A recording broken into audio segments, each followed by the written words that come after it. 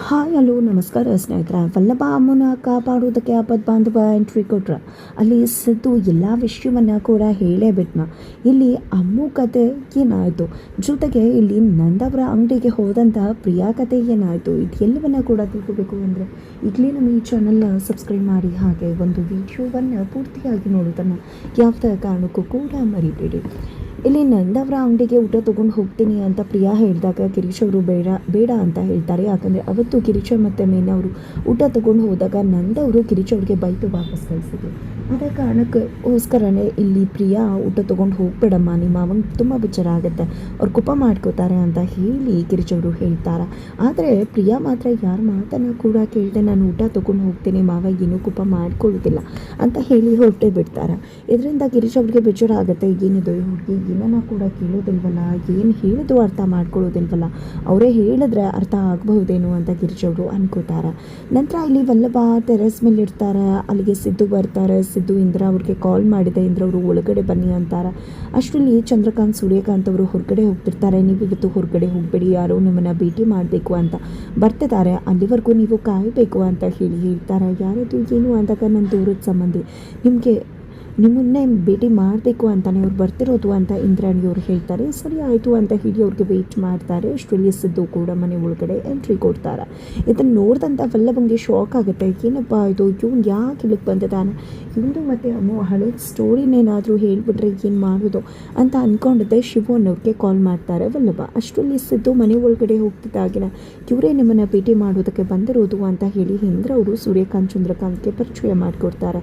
ಯಾರದು, ನಾವು ನೋಡೇ ಇಲ್ವಲ್ಲ ನಿನ್ನ ಸಂಬಂಧಿಕರನ್ನ ಅಂತ ಹೇಳಿ ಸೂರ್ಯಕಾಂತ್ ಹೇಳಿದಾಗ, ಅದು ನೀವು ನೋಡಿಲ್ಲ, ಈಗ ಯಾರು ಅನ್ನೋದು ನಿಮಗೂ ಕೂಡ ಗೊತ್ತಾಗುತ್ತೆ. ಅವ್ರು ನನ್ನ ಹತ್ರ ಏನೋ ಹೇಳಿದ್ರು, ಅದೇ ವಿಷಯ ಹೇಳಬೇಕು ನಿಮ್ಮ ಹತ್ರ ಅಂತ ಅಂದ್ಕೊಂಡ್ರು, ಹಾಗಾಗಿ ನಾನೇ ಅವ್ರನ್ನ ಕರೆಸ್ತೆ ಅಂತ ಇಂದ್ರವ್ರು ಹೇಳ್ತಾರೆ.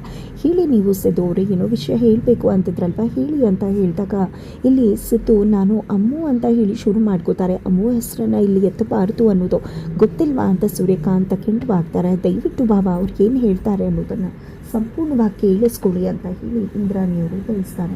ಸರಿ ಆಯಿತು, ಏನು ವಿಷಯ ಹೇಳಿ ಅಂತ ಹೇಳಿ ಸೂರ್ಯಕಾಂತ್ ಚಂದ್ರಕಾಂತ್ ಹೇಳಿದಾಗ ಇಲ್ಲಿ ನಾನು ಮತ್ತು ಅಮ್ಮು ಅಂತ ಹೇಳಿ ಸಿಟ್ಟು ಹೇಳೋಕೆ ಶುರು ಮಾಡ್ಕೋತಾರೆ. ಬಟ್ ಅಷ್ಟರಲ್ಲಿ ಚಂದ್ರಕಾಂತ್ ಅವ್ರಿಗೆ ಒಂದು ಕಾಲ್ ಬರುತ್ತೆ. ಅವರ ಸೂಪರ್ ಮಾರ್ಕೆಟಲ್ಲಿ ಶಾರ್ಟ್ ಸರ್ಕ್ಯೂಟ್ ಆಗಿರುತ್ತೆ. ಹಾಗಾಗಿ ಅವರು ಖಾತ್ರಿ ಆಗುತ್ತೆ, ಬರ್ತೀವಿ ಅಂತ ಹೇಳಿ ಅಲ್ಲಿಂದ ಹೊರಟ್ಬಿಡ್ತಾರೆ.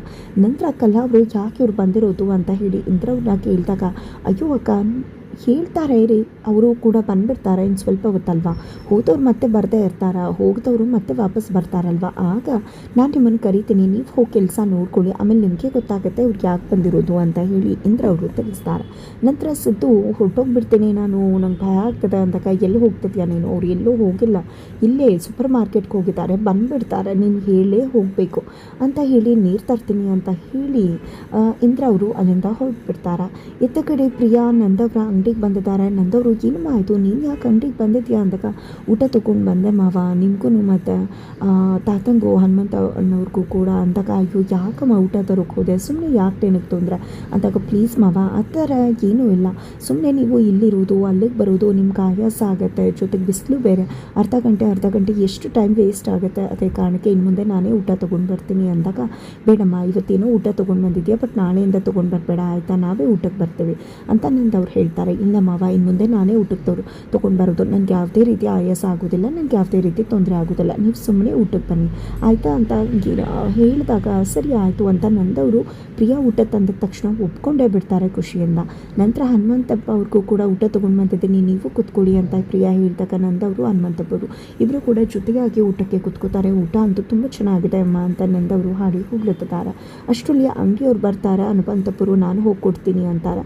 ನಂದವರು ಇಲ್ಲ, ಕಸ್ಟಮರ್ನ ನಾನೇ ಅಟೆಂಡ್ ಮಾಡ್ತೀನಿ ಅಂತಾರೆ. ಬಟ್ ಪ್ರಿಯಾ ನಾನೇ ಅಟೆಂಡ್ ಮಾಡ್ತೀನಿ ಅಂದಾಗ, ನಿನ್ಗೆ ಗೊತ್ತಿಲ್ಲ ಅಮ್ಮ ಸಾಮಗ್ರಿ ಎಲ್ಲಿದೆ ಅಂತ ನಂದವರು ಹೇಳಿದಾಗ, ಅಯ್ಯೋ ಮಾವ ನಾನು ನಿಮ್ಮ ಸೊಸೆ, ನನಗೆ ಗೊತ್ತಾಗೋದಿಲ್ವಾ ಅಂತ ಹೇಳಿ ಪ್ರಿಯಾ ಸರ್ಗನ ಸಿಗಿಸ್ಕೊಂಡಿದ್ದೆ. ಬಂದ ಕಸ್ಟಮರ್ಸ್ ಎಲ್ರಿಗೂ ಕೂಡ ಏನೇನು ಬೇಕು ಅದನ್ನು ಎಲ್ಲವನ್ನ ಕೂಡ ತುಂಬ ಅಚ್ಚುಕಟ್ಟಾಗಿ ಕೊಡ್ತಿದ್ದಾಳೆ. ಜೊತೆಗೆ ಇನ್ನೊಂದು 5 ರೂಪಾಯಿ ಚಾಕ್ಲೇಟು, ಬ್ಯಾಗು, ಅದು ಇದು ಅಂತ ಹೇಳಿ ಅದನ್ನು ಕೂಡ ಸೇಲ್ ಮಾಡ್ತಿದ್ದಾಳೆ ಪ್ರಿಯಾ. ಎಷ್ಟು ಚೆನ್ನಾಗಿ ಹುಡುಗಿ ಅಡುಗೆ ಮಾಡ್ತಾಳೆ, ಮನೆ ನೋಡ್ಕೋತಾಳೆ, ಜೊತೆಗೆ ಕಸ್ಟಮರ್ ಜೊತೆ ಎಷ್ಟು ಚೆನ್ನಾಗಿ ಅಂಗಡಿಯನ್ನು ಕೂಡ ನೋಡ್ಕೋತಾಳೆ. ಒಳ್ಳೆ ಸುಸಿ ಸಿಕ್ಕಿದ್ದಾಳೆ ನಂದು ನನಗೆ ನನಗೆ ಅಂತ ಹೇಳಿ ಹನುಮಂತಪ್ಪ ಅವರು ಹಾಡಿ ಹೋಗ್ಲತ್ತಿದ್ದಾರೆ. ನಾನು ಹುಡುಕಿರೋ ಸೊಸೆ ಅಂದಮೇಲೆ ಅಂತಂತ ಸೊಸೆ ತಂದಿರ್ತೀನಿ.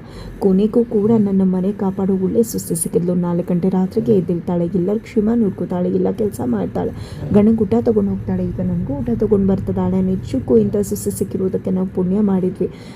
ಅವತ್ತು ಕೂಡ ಗಿರಿಜಾ ಊಟ ತೊಗೊಂಡು ಬಂದಿದ್ಲು. ಪಾಪ ಗಿರಿಜಾ ಅವ್ರಿಗೆ ತೊಂದರೆ ಆಗುತ್ತೆ ಅನ್ನೋ ಕಾರಣಕ್ಕೆ ನಾನು ಬೇಡ ಅಂತ ಹೇಳಿಬಿಟ್ಟೆ ಅಂತ ಹೇಳಿ ನಂದವರು ಹೇಳ್ತಾರೆ. ನಂತರ ಹನುಮಂತಪ್ಪ ಅವರು ಆದರೂ ಕೂಡ ಕಾದಿದ್ದ ಹಣ್ಣಿಗೆ ಫಲ ಜಾಸ್ತಿ ಅನ್ನೋ ಹಾಗೆ ಇಷ್ಟು ದಿನ ಕಾದಿದ್ದಕ್ಕೆ ಒಳ್ಳೆ ಸೊಸೆನೇ ಸಿಕ್ಕಿದ್ಲು ನಿಮಗೆ ಅಂತ ಹೇಳಿದಾಗ ನಂದವರು ಇದಕ್ಕೆಲ್ಲ ಕಾರಣ ನೀವೇನೇ ಹನುಮಂತಣ್ಣ ಅಂತ ಹೇಳಿ ಹಾಡಿ ಹೋಗ್ಲತ್ತಿದ್ದಾರೆ. ಬಿಕಾಸ್ ನೀವು ಅವತ್ತು ಮದುವೆ ಮೇಲೆ ಇದೆ ಅಂದಿದ್ದಕ್ಕೆ ತಾನೇ ನಾನು ಹೋಗಿತ್ತು, ಪ್ರಿಯಾ ಅಂತ ಸೊಸೆ ಸಿಕ್ಕಿತ್ತು, ಇದಕ್ಕೆಲ್ಲ ಕಾರಣ ನೀವೇನೇ ಅಂತ ಹೇಳ್ತಾರೆ. ನಂತರ ಮೀನಾ ಕೂಡ ಸೊಸೆನೇ, ಒಂದು ರತ್ನ ಒಂದು ಮುತ್ತು, ಅಮ್ಮು ಕೂಡ ಒಳ್ಳೆ ಅಂತ ಹೇಳಿದಾಗ ಹೌದು ಮೀನಾ ತುಂಬ ಬುದ್ಧಿವಂತೆ, ಎಲ್ಲರೂ ಖುಷಿಯಾಗಿ ನೋಡ್ಕೋಬೇಕು ಅಂತ ಅನ್ಕೋತಾಳೆ, ತುಂಬ ಒಳ್ಳೆಯವಳು ಅಂತ ಹೇಳಿ ಆಕೆಯನ್ನು ಕೂಡ ಹಾಡಿ ಹೋಗ್ಲುತ್ತಾರೆ. ಅಮ್ಮು ಕೂಡ ಒಳ್ಳೆಯವರು ಅಂತ ಹೇಳಿದಾಗ ನಂದವ್ರಿಗೆ ಏನನ್ನು ಕೂಡ ಮಾತನಾಡುವುದಿಲ್ಲ. ತದನಂತರ ಇಲ್ಲಿ ಅಮ್ಮು ಆಲ್ರೆಡಿ ಟ್ಯೂಷನ್ ಮಾಡ್ತಿದ್ದಾಳೆ. ಟ್ಯೂಷನ್ ಮಾಡ್ತಾ ಇರಬೇಕಿದ್ರೆ ಪ್ರಿಯಾ ಬಂದು ಆಲ್ರೆಡಿ ಟ್ಯೂಷನ್ನೇ ಶುರು ಮಾಡ್ಕೊಂಡ್ಬಿಡ್ತಾಳಲ್ಲ ಇವಳು ಅಂತ ಅನ್ಕೋತಾರೆ. ನಂತರ ಒಂದು ಮಗುಗೆ ಇಂಗ್ಲೀಷ್ ಅರ್ಥ ಆಗ್ತಿರೋದಿಲ್ಲ, ಅಮ್ಮು ಆದಷ್ಟು ಹೆಲ್ಪ್ ಮಾಡ್ತಿರ್ತಾರೆ. ಅಷ್ಟರಲ್ಲಿ ಪ್ರಿಯಾ ಬರ್ತಿದ್ದಾಗೇನೆ ಅಕ್ಕ ಈ ಹುಡುಗಿಗೆ ಸ್ವಲ್ಪ ಪೊಯಮ ಅರ್ಥ ಮಾಡಿಸ್ಬೇಕಂತೆ, ಅರ್ಥ ಮಾಡಿಸಿ ನೋಡಮ್ಮ, ನಿನ್ಗೇನೇ ಇಂಗ್ಲೀಷಲ್ಲಿ ಡೌಟ್ಸ್ ಇದ್ರು ಈ ಅಕ್ಕನ ಕೇಳುವ ಆಯಿತಾ, ಅವ್ರಿಗೆ ಎಲ್ಲವನ್ನ ಕೂಡ ನಿಂಗೆ ತುಂಬ ಚೆನ್ನಾಗಿ ಹೇಳ್ಕೊಡ್ತಾರೆ ಅಂತ ಹೇಳ್ತಿದ್ದಾರೆ. ಈ ಕಡೆ ಪ್ರಿಯಾ ಬಂಡವಾಳ ಏನು ಅನ್ನೋದು ಅಮ್ಮ ಮುಂದೆ ಬಟ್ಟ ಬಯಲಾಗೋದ್ರಲ್ಲಿದೆ. ಇತ್ತ ಕಡೆ ಸಿದ್ದುಗೆ ಶಿವು ಅನ್ನೋ ಹೆಸರಲ್ಲಿ ವಲ್ಲಭ ಕಾಲ್ ಮಾಡ್ತಾರೆ. ನಿನಗೆ ಆಪತ್ತಿದೆ, ಪ್ರಾಣಕ್ಕಪಾಯ ಇದೆ, ಮೊದಲು ಹೊರಗಡೆ ಬಾ, ಯಾವುದೇ ಕಾರಣಕ್ಕೂ ಅಲ್ಲಿ ಇರಬೇಡ ಅಂತ ಹೇಳ್ತಾರೆ. ಸಿದ್ದು ಕೂಡ ಹೆದರ್ಕೊಂಡಿದ್ದೆ, ತನ್ನ ಪ್ರಾಣಕ್ಕೆ ಆಪತ್ತಾಗಬಹುದೇನೋ ಅಂತ ಅಂದ್ಕೊಂಡು ಇಂದ್ರಾಣಿಯವರು ಇಲ್ದಿರೋ ಟೈಮಲ್ಲಿ ಅಲ್ಲಿಂದ ಹೊರಗಡೆ ಬರ್ತಾರೆ. ಬರ್ತಿದ್ದಾಗೆ ಅಲ್ಲಿಂದ ವಲ್ಲಭ ಹಾಗೆ ಎಳ್ಕೊಂಡು ಸಿದ್ದುನ ಒಂದು ಬೇರೆ ಬಯಲ ಜಾಗಕ್ಕೆ ಕರ್ಕೊಂಡು ಹೋಗ್ತಾರೆ. ಬಟ್ ಸಿದ್ದುಗೆ ವಲ್ಲಭ ಯಾರು ಅಂತ ಗೊತ್ತಾಗ್ತಿಲ್ಲ. ಬಿಕಾಸ್ ವಲ್ಲಭ ಮುಖಕ್ಕೆ ಕೆಂಪು ಬಟ್ಟೆಯನ್ನು ಧರಿಸ್ಕೊಂಡಿದ್ದಾನೆ. ಹಾಗಾಗಿ ಸಿದ್ದುಗೆ ಯಾರು ನೀನು ಅಂತ ಕೇಳ್ತಿದ್ದಾಗೇ ವಲ್ಲಭ ತನ್ನ ಮುಖಕ್ಕೆ ಹಾಕಿದಂಥ ಮಾಸ್ಕನ್ನು ರಿಮೂವ್ ಮಾಡ್ತಾರೆ. ರಿಮೂವ್ ಮಾಡ್ತಿದ್ದಾಗೆ ಸಿದ್ದುಗೆ ಶಾಕ್ ಆಗುತ್ತೆ. ನೀನು ಅಂದಾಗ ಯಾಕೆ ಬಂದಿದ್ಯಾ, ಅವತ್ತು ದುಡ್ಡು ಎತ್ಕೊಂಡು ಹೋದೆ, ಚಿನ್ನ ಒಡವೆ ತೊಗೊಂಡು ಹೋದೆ, ಅಮ್ಮಗೆ ಮೋಸ ಮಾಡಿದೆ, ಇವತ್ತು ಮತ್ತೆ ಯಾಕೆ ಬಂದಿದ್ಯಾ ನೀನು ಅಂತ ಕೇಳಿದಾಗ ನಿನಗೆ ಥ್ಯಾಂಕ್ಸ್ ಹೇಳಬೇಕಾಗಿತ್ತು. ನಾನು ಅವತ್ತು ಎಲ್ಲವನ್ನ ಕೂಡ ತೊಗೊಂಡು ಹೋಗೋದ್ರ ಜೊತೆಗೆ ಅಮ್ಮನ ನಾನು ಹೇಗೆಲ್ಲ ಬಳಸ್ಕೋಬೇಕು ಅಂದ್ಕೊಂಡಿದ್ದೆ, ಬಟ್ ಎಲ್ಲದಕ್ಕೂ ಕೂಡ ನೀನು ಕಲ್ಲು ಹಾಕ್ಬಿಟ್ಟೆ ಅಂತ ಹೇಳಿ ವಲ್ಲಭಂಗೆ ಹಿಗ್ಗಾಮುಗ್ಗ ಬಾರಿಸೋಕೆ ಸಿದ್ದು ಶುರು ಮಾಡ್ಕೋತಾರೆ. ಆಗ ಸಿದ್ದು ಏನೂ ಕಡಿಮೆ ನಿಲ್ಲುವುದಿಲ್ಲ. ಇಲ್ಲಿ ವಲ್ಲಭ ಕೂಡ ಸುಮ್ಮನೆ ಬಿಡುವುದಿಲ್ಲ. ಸಿದ್ದುಗೆ ಹಿಗ್ಗಾಮುಗ್ಗ ಬಾರಿಸ್ತಾರೆ. ಇಲ್ಲಿ ಅಮ್ಮಗೆ ಆಪದ್ ಬಾಂಧವನಾಗಿ ವಲ್ಲಭನೇ ಕಾಪಾಡ್ದ ಅಂತ ಹೇಳ್ಬೋದು. ಜೊತೆಗೆ ಆ ಕಡೆ ಕೇಶವ ಬೆಂಗಳೂರಲ್ಲಿ ಅಡ್ರೆಸ್ ಹುಡುಕ್ತಿದ್ದಾನೆ, ಅಡ್ರೆಸ್ ಹುಡುಕೋದ್ರಲ್ಲೇ ಕಾಲ ಕಳೀತಿದ್ದಾರೆ.